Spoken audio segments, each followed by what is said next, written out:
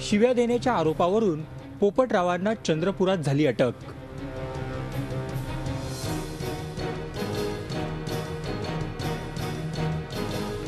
परभणीतल्या पाथरी पोलिसांनी शेळीला डांबलं जेलमध्ये। पोपट आणि शेळी पाठोपाठ आता कोंबडी जेलमध्ये जाण्याची शक्यता निर्माण झाली आहे, कारण या कोंबडीवर आरोप आहे तो एका महिलेच्या हत्येचा। मात्र कायद्याच्या चौकटीत बसत नसल्यानं कोंबडी मात्र मोकाट फिरतेय। त्याचं झालं असं की नागपूरच्या अजनी भागात राहणारे योगीराज दहिवाल पत्नी सुकेशनी आणि 9 महिन्यांची मुलगी ज्योतिकासह दीक्षाभूमीला जात होते। त्यावेळी घरापासून 200 मीटर अंतरावर जात नाही तोच एका कोंबडीने त्यांच्या चालत्या बाईकवर झडप घातली। यात सुकेशनी यांचा बाईकवरून पडून जागीच मृत्यू झाला। डोक्यावर बसल्यानंतर म्हणजे एकदमच दोघेही असे आपण कसं पत्थर मारतो कोणाला तशा पद्धतीने इथं ते डोक्यावर बसले। त्याच्यामुळे मिसेसला खरंच आली आणि बॅलन्स पूर्ण बिघडून ते खाली पडून गेले। मिसेस मुलीला पकडून, मुलीला काहीच लागलं नाही, मुलगी अशीच पकडली होती।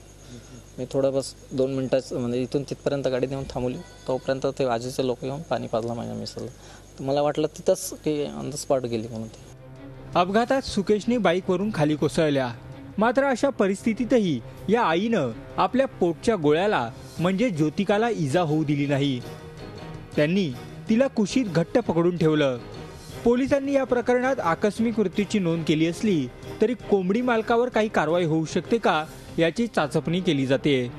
ज्यावेळेस मोटरसायकल आली त्यावेळेस एक कोंबडा उडाला आणि कोंबड्याच्या पंखामध्ये ताकद नसते, त्यामुळे तो कोंबडा पटकन लगेच त्या महिलेच्या डोक्यावर गेला आणि ती सदरची महिला घाबरून खाली पडली आणि खाली पडल्यानंतर तिच्या डोक्याला मार लागला आणि दुखापत जबर असल्याने सदरचा महिलेचा या घटनेमध्ये मृत्यू झालेला आहे। पाळीव प्राणी हा रस्त्यावर सोडणं याच्याबद्दल दंडात्मक कारवाई पोलीस आणि महानगरपालिका ही करू शकते, तर त्याबद्दल चौकशी करून दंडात्मक कारवाईसाठी मी प्रयत्न करेन। रस्त्यावर मोकाट फिरणारी जनावरं, पक्षी यांच्यावर नियंत्रण ठेवण्याची जबाबदारी पालिकेची आहे।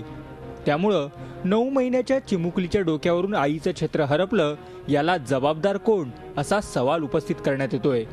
Akhilesh Halve, Zee media, Nagpur. Zee 24 तास रहा एक पाऊल पुढे।